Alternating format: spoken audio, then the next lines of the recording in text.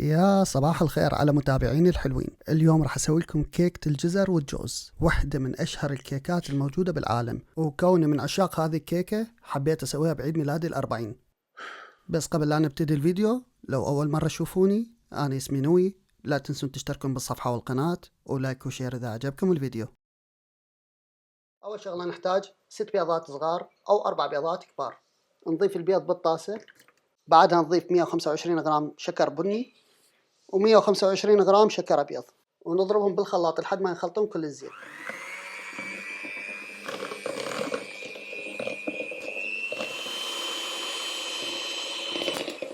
ونضيف لهم 180 ملغ غرام زيت،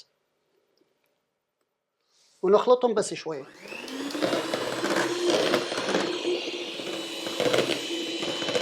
بعدها نضيف ل 400 غرام طحين صفر، وملعقتين كاكاو، وملعقة دارسين، وملعقة صغيرة ملح، وشوية زنجبيل، وشوية هيل، وشوية فانيلا، ونرجع نخبطهم شوية.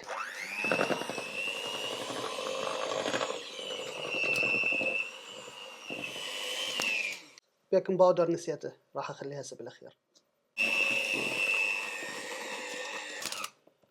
ونضيف لهم 200 غرام جوز، نثرمهم بالسكين ناعم.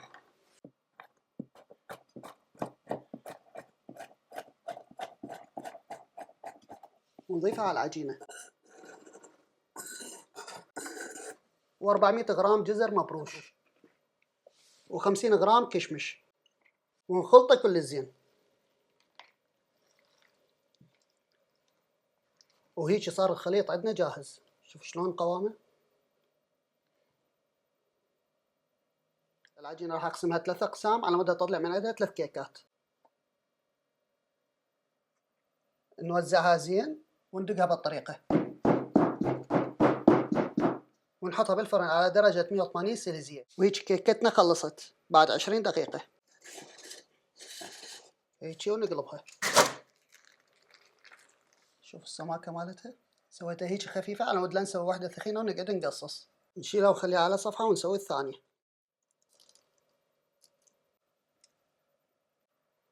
ونضيف آخر ما تبقى عندنا ونسوي الكيكة الثالثة.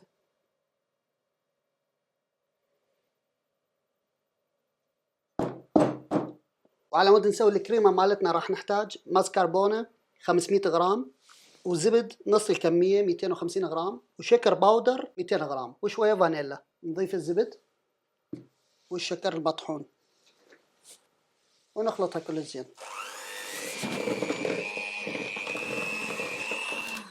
وبس يصير قوامها هيك كريمي نخلي عليها الجبنة الكريمية ونخلطها زين. وهيك خلصت الكريمة، هذا قوامها. هسه على مود نخلي الكريم على الكيكة مالتنا، نقص الوجه مالتها.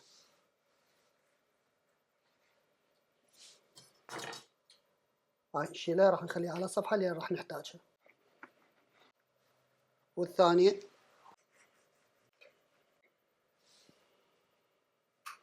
وهسه نبلش نخلي الكريم على الكيك ونفردهم بالتوازي، ونخلي الطبقة الثانية فوقها، وهم نخلي كريم نفرده كل زين.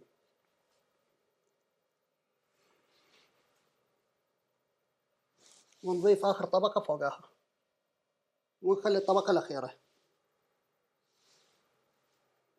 نفردها كل زين بهالطريقة، خلي الكريمة تتوزع بكل المكانات. بعدها نسوي الصفاح ونوزعها بهالطريقة. وهيك انفتحت الكريمة عندنا. والكيك البقى طحنته بهاي. هسه نجيب الكيك اللي ثرمناه ونخليه هنا على الجوانب،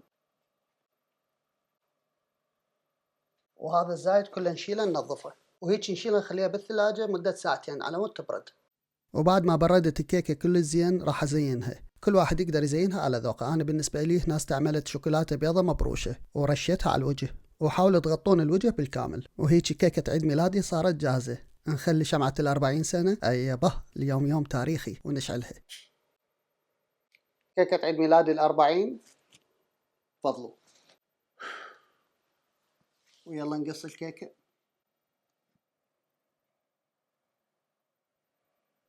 واو، شوف الشكل.